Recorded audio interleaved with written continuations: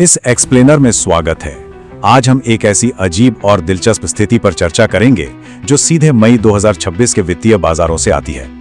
अक्सर ऐसा माना जाता है कि शानदार प्रदर्शन का मतलब बाजार में धूम मचाना होता है, लेकिन आज की ये केस स्टडी इस आम धारणा को पूरी तरह से पलट देती है। चलिए सीधे इस रहस्य में उतरते हैं। एक बहुत ही सीधा सा सवाल उठता है, आखिर कोई स्टॉक तब क्यों गिरेगा जब कंपनी अपने इतिहास का सबसे शानदार और रिकॉर्ड तोड़ मुनाफा कमा रही हो? पहली नजर में तो ये बिल्कुल अतार्किक लगता है। कमाल का विरोधाभास है। एक तरफ प्रॉफिट में करीब 80% का जबरदस्त उछाल आया है, जो किसी भी पैमाने पर एक बहुत बड़ी सफलता है, और दूसरी तरफ शेयर की कीमत लगभग 4% तक गिर गई। ये सीधे तौर पर शेयर बाजार की एक ऐसी पहेली है जिसे सुलझाना जरूरी है। भाग 1, बाजार की एक आश्चर्यजनक प्रतिक्रिया। जरा इन सकारात्मक आंकड़ों के पैमाने को देखिए। चौथी तिमाही का नेट प्रॉफिट 330 करोड़ रुपए, रेवेन्यू उछलकर 2754 करोड़ रुपए हो गया और ऑपरेटिंग एबिटा मार्जिन 16.4% पर आ गया।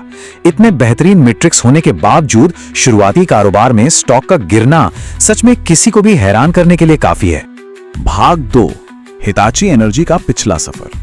अगर हम इस कंपनी के विकास को देखें तो 2018 में एबीबी डील साइन होने से लेकर 2020 में जॉइंट वेंचर की शुरुआत और फिर 2021 में हिटाची एनर्जी के रूप में एक नई पहचान, ये सफर दिखाता है कि कंपनी अपनी पुरानी जड़ों से कितनी आगे निकल आई है। आज ये पूरी दुनिया में चल रहे एनर्जी ट्रांजिशन का फायदा उठाने के लिए बिल्कुल सही जगह खड़ी है। और ये कोई छोटा मोटा ऑपरेशन नहीं है। 140 से ज्यादा देशों में इनकी मौजूदगी है। यूटिलिटी हो, इंडस्ट्री हो या ट्रांसपोर्टेशन, हर सेक्टर में ये कंपनी ग्लोबल लेवल पर ग्रिड इकोसिस्टम को पावर दे रही है, जिसका फिलहाल कोई मुकाबला नहीं है। भाग 3, चौथी तिमाही के वित्तीय आंकड़ों का विश्लेषण। 31 मार्च 2026 को खत्म हुई तिमाही के ये आधिकारिक नतीजे इस बेहतरीन प्रदर्शन की पूरी तरह से पुष्टि करते हैं। चलिए इसके मुख्य हिस्सों को थोड़ा और करीब से समझते हैं कि आखिर हुआ क्या है। सबसे पहले आती है रेवेन्यू की बात। ऑपरेशंस से होने वाला रेवेन्यू 46.2% की भारी वृद्धि के साथ 2754 करोड़ रुपए के पार चला गया है। ये बड़ी छलांग सीधे तौर पर बताती है कि प्रोजेक्ट्स को कितनी तेजी से और प्रभावी ढंग से पूरा किया जा रहा है।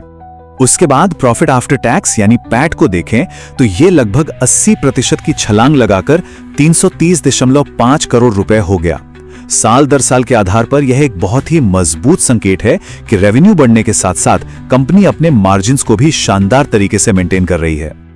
और इन सब में जो सबसे खास और बड़ा आंकड़ा है वो है इनका ऑर्डर बैकलॉग, जो 29,555 करोड़ रुपए के एक नए रिकॉर्ड स्तर पर पहुंच गया है।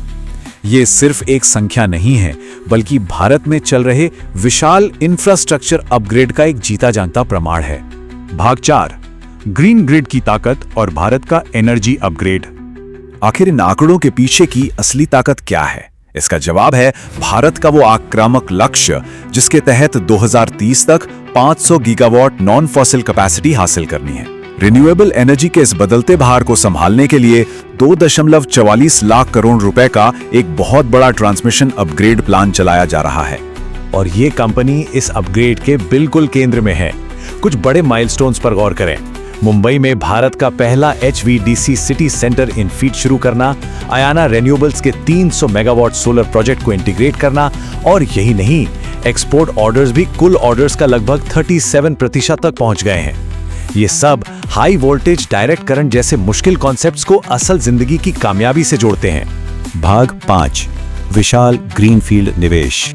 इस भारी मांग को पूरा करने के लिए लगातार पूंजी लगाना जरूरी है। हाल ही में मंजूर किया गया नया निवेश उनके अक्टूबर 2024 के कैपेक्स कमिटमेंट्स को पूरी तरह से दोगुना कर देता है, जिससे कुल निवेश अब 4000 करोड़ के बड़े आंकड़े पर जा पहुंचा है। बोर्ड द्वारा गुजरात के करजन में 2000 करोड़ रुपए की एक नई greenfield large power transformer facility को दी गई ताजा मंजूरी सीधे तौर पर मेक इन इंडिया पहल पर लगाया गया एक बड़ा दांव है। ये साफ दिखाता है कि पावर सेक्टर का भविष्य किस दिशा में जा रहा है। भाग 6, स्टॉक में आई गिरावट के राज को खोलना। तो अब वापस उसी सवाल पर आते हैं जो हमने शुरू में उठाया था। बिजनेस अपटर्न की ये रिपोर्ट पूरी तस्वीर को एकदम साफ कर देती है। बाजार का ये रवैया कंपनी के प्रदर्शन को खारिज करना नहीं था, बल्कि ये एक आम प्रॉफिट बुकिंग का मामला था। जब किसी शेयर में लगातार भारी उछाल आता है तो निवेशक अपना कुछ मुनाफा घर ले जाने के लिए बेताब हो जाते हैं। नतीजा, अचानक बिकवाली का भारी दबाव। खैर, इस गिरते शेयर प्राइस को अगर गहराई से समझा जाए तो ये केवल शॉर्ट टर्म मार्केट मैकेनिक्स को दर्शाता है। बाजार अपने ऊंचे वैल्यूएशंस को रिकैलिब्रेट कर रहा है और थोड़ी नजर जियोपॉलिटिकल रिस्क के कारण सप्लाई चेन पर भी है। लेकिन बुनियादी डेटा बिल्कुल एक मजबूत और लगातार विकास की कहानी सुना रहा है। अब पूरा ध्यान उस 29,000 करोड़ से ज्यादा की बैकलॉग को वक्त पर पूरा करने पर होगा। और इसी के साथ हम इस एक्सप्लेनर के अंत में आते हैं। लेकिन ये पूरी स्थिति एक बहुत ही जरूरी और सोचने वाला सवाल छोड़ जाती है। इस तेज ग्रीन एनर्जी ट्रांजिशन को देखते हुए आने वाले 2 से 3 सालों में पूरा कैपिटल गुड्स सेक्टर कैसा प्रदर्शन करेगा और बाजार में मौजूद बाकी प्रतिस्पर्धी इस बेहतरीन रफ्तार का मुकाबला कैसे कर पाएंगे, ये सच में देखने लायक होगा। आज के लिए बस इतना ही।